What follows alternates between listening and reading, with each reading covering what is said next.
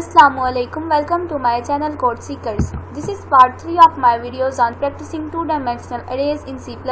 In this part, we will perform a task.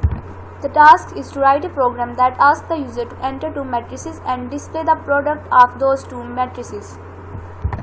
Remember that to find the product of two matrices, number of columns of the first matrix should be equal to the number of rows of the second matrix, and the size of resultant matrix is equal to the number of rows of first matrix and the number of columns of second matrix.